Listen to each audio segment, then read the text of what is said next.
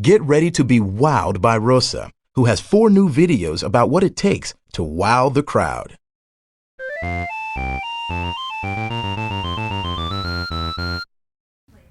Wow!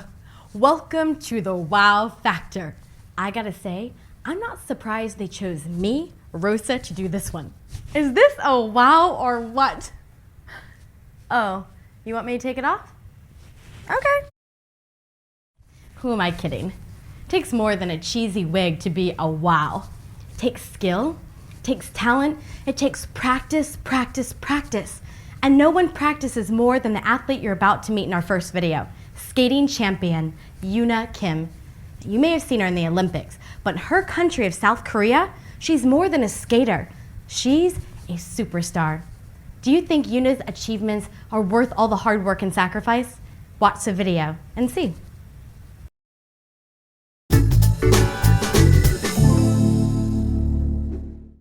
Star power. Everywhere she goes, South Korea's Yuna Kim is snapped, swamped, and sought after by everyone from reporters on the street to astronauts in space. But alone on the ice is where this superstar shines brightest. Yuna is a skating sensation who made Olympic history in 2010 when she earned the highest score ever in the women's figure skating competition. Over 1 billion people watched her take the ice in Vancouver, Canada, and jump, spin, and glide her way into the record books. She made it look easy. But before she was a champion, Yuna Kim was just a young kid with a big dream. I want to win an Olympic gold medal. Making that dream come true took thousands of hours of practice, persistence, and pain. It also took tons of support from her family, who sacrificed a lot to pay for Yuna's training and her hectic schedule of competitions. For Yuna, it meant giving up the life of a normal kid. The saddest thing is how little time I've spent with my family because I've been constantly training since I was very young. But the sacrifices paid off, and a stack of medals and championships followed. Yuna Kim quickly rose from being the best figure skater in Korea to the best in the world. She was a hero to her fellow Koreans, and they followed her every move. Even visits to the doctor became public events when a serious back injury threatened to cut short her career. At 18, she was already the biggest celebrity in Korea. But for all her fame and glory, Yuna still hadn't achieved her ultimate goal: winning the gold medal at the Olympics. When she finally stepped onto Olympic ice at Vancouver, Yuna was carrying the weight of an entire nation's hopes and dreams. The pressure to bring home the gold to Korea was intense, but she was calm, cool, and confident. Yuna had the total package: athletic skills that allowed her to land the most difficult jumps, and the artistic ability to make it all look beautiful. The judges' score for her 2 combined performances was so high it shattered the world record. And at 19, she became the first South Korean to bring home a medal in figure skating. A truly golden moment.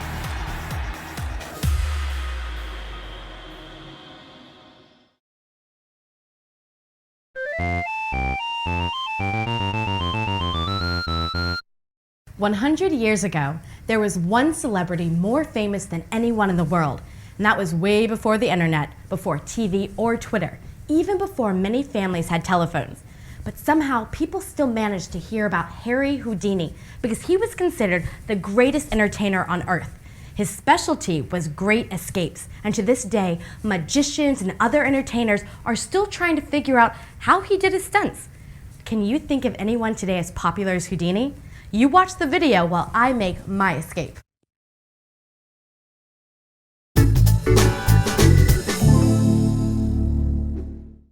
Escape artist. Escape artists are the death-defying daredevils of the entertainment world.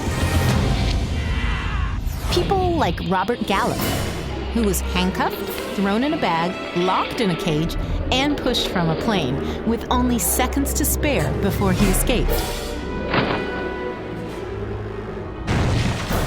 What was he thinking when he came up with that stunt? This is something Houdini would do. Harry Houdini lived over 100 years ago, but he created such a sensation that today's entertainers are still trying to top him. He was the greatest showman of his time, a master of illusion and escape who kept his audiences gaping, gasping, and giddy with nervous excitement. His specialty was wiggling out of tight squeezes, escaping from ropes and chains and straitjackets and handcuffs, sometimes doing it without clothing to show he wasn't hiding any keys. As his popularity grew, so did the wow factor. Sure, he could escape from any pair of handcuffs, but how about doing it underwater? Or inside a locked box underwater?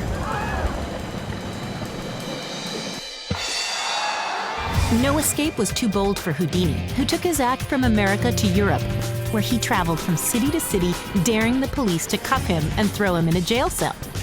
Minutes later, he would break free. And in one of his most daring escapes of all, Houdini had his arms bound across his body and locked in a straitjacket. Then he was hoisted by his ankles several stories into the air as thousands watched him wiggle free. Talk about stopping traffic. To this day, no one knows exactly how Houdini made his escapes, but we do know a bit about what drove him to succeed. In 1878, Houdini and his family left Hungary in Eastern Europe to find a better life in America.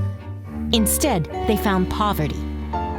Becoming an escape artist was Houdini's way of earning money and wiggling out of hard times.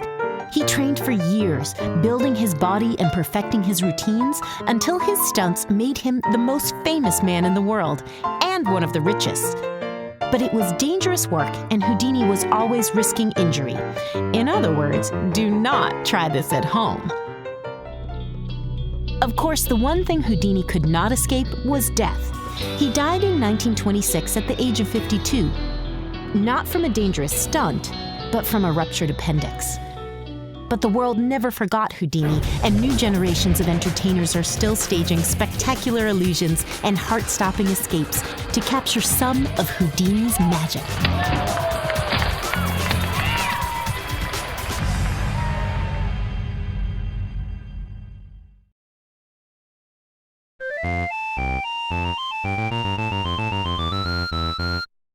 This next video could have been called Underdog because it's about a champion who no one expects to win, who comes from behind, who pulls away from the pack and wins it all.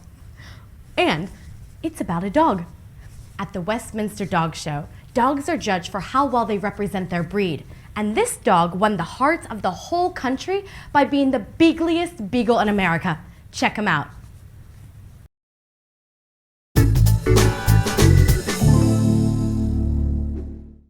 Top dog. What does it take to be America's top dog? Every year, over 2,500 dogs go toe-to-toe and tail-to-tail at the Westminster Dog Show, competing for the top prize of Best in Show. For 2 days, New York City's Madison Square Garden hosts America's biggest and oldest canine competition, and usually the top contenders are some of the world's most pampered pooches. The fancy, the fluffy, the poofy, and the very poofy. But in 2008, an underdog made it to the pack of 7 finalists and ran away with the top prize. May I have the beagle? Yes, the beagle! Standing ovation. The crowd went wild when a beagle named Uno won Best in Show. We have never had a reaction like this in the garden. Uno was the first beagle ever to win it all, but it was more than good looks and a confident stride that won the judges over. Uno had star quality. Uno is probably the most nearly perfect dog I've ever judged. I'm sure he is. It was a great night for Uno, especially the steak dinner at a fancy New York restaurant. But the party didn't end there. It was just the beginning of beagle mania. Uno became an overnight sensation, rushing from one TV appearance to another, sitting, staying, and patiently waiting for his close-up.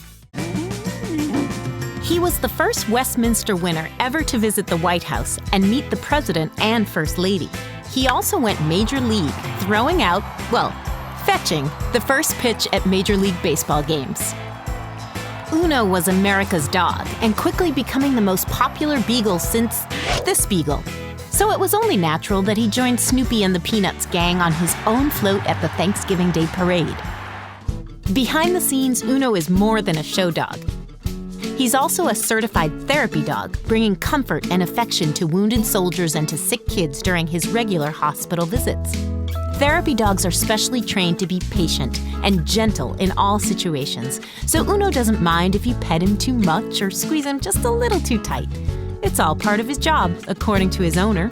In a weird way, I think Uno won because he had a job to do afterwards, and he's fulfilling that job right now.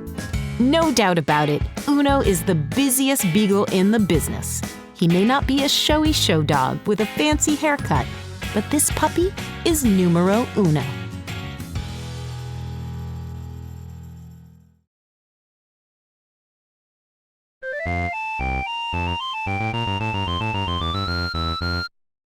If you think gardening is boring, then our next video will totally change your mind. Pearl Fryer knew nothing about plants or trees or shrubs, but he was determined to make his backyard a showplace. So he taught himself how to turn trees into spectacular shapes and took his talents farther than anyone thought possible. What does it take to put the wow factor in your own backyard? Let's watch the video and find out.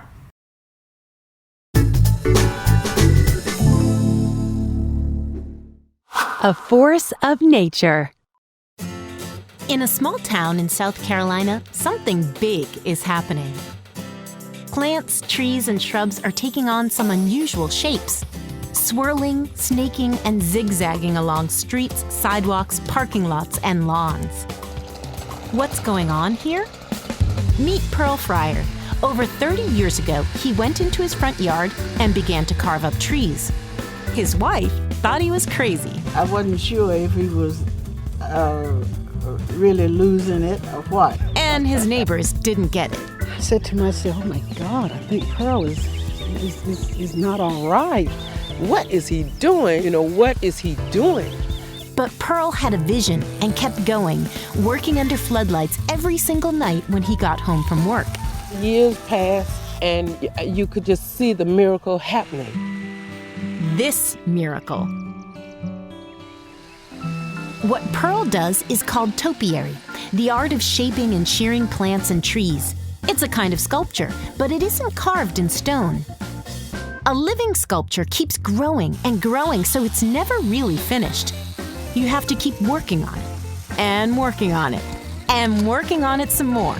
It's a matter of perfecting it to the point that I'm really comfortable with.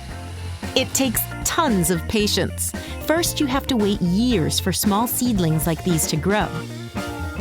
It also takes perseverance, as in 5 years to square this oak tree, and 7 years to create this 20-foot masterpiece called Fishbone. And yes, it takes perspiration. All that trimming, pruning, and climbing in the hot sun is hard work, but in the end, it's worth it. Today, Pearl has more than 150 topiaries in his garden, made up of 400 plants, and still counting. He's created topiaries for schools and museums, and his work is an inspiration for thousands of people, like the neighbors who used to think he was crazy, who are now creating their own topiaries.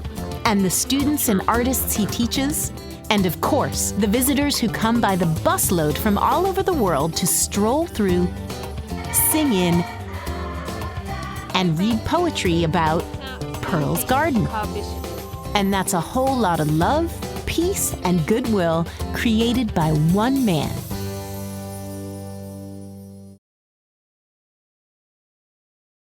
Guess what? You're done with this topic, and all I can say is, wow. Let's see if you can wow us again in the next topic.